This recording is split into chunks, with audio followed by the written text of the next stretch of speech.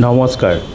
আজি আমি যিখন দলঙৰ ওপৰত উঠিছোঁ এই দলংখন হ'ল ব্ৰহ্মপুত্ৰৰ ওপৰত নিৰ্মাণ কৰা দ্বিতীয়খন শৰাইঘাট দলং অথবা শৰাইঘাটৰ নতুন দলং।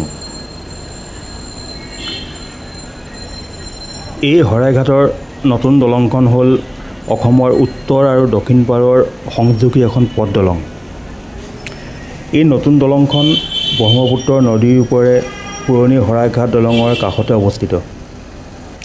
এই নতুন দলংখনে ব্ৰহ্মপুত্ৰৰ উত্তৰ দিশে থকা আমিনগাঁও, দক্ষিণ দিশে থকা পাণ্ডুক সংযোগ কৰিছে। 2007 চনত শৰাইঘাটৰ এই নতুন দলংখন নিৰ্মাণ কৰিবলৈ আৰম্ভ কৰিছিল। তথ্য অনুসৰি শৰাইঘাটৰ এই নতুন দলংখনৰ মুঠ দৈৰ্ঘ্য হ'ল 1490.59 মিটাৰ আৰু প্ৰস্থ হ'ল 12.9 মিটাৰ। এই দলংখন নিৰ্মাণ কৰোঁতে মুঠ খৰচ হৈছিল প্ৰায় 475 কোটি টকা।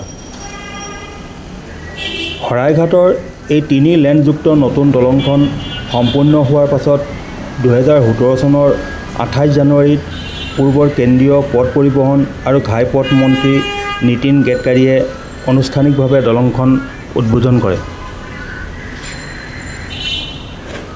উল্লেখযোগ্য যে শৰাইঘাটৰ এই নতুন দলংখন যিখন নদীৰ ওপৰত অৱস্থিত, এই নদীখনৰ নাম হ'ল ব্ৰহ্মপুত্ৰ।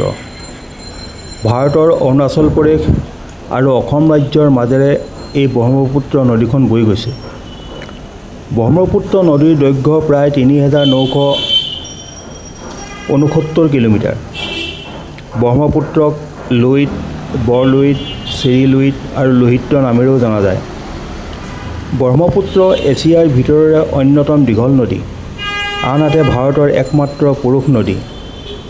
সভ্যতা সদায় নদীকেন্দ্ৰিক।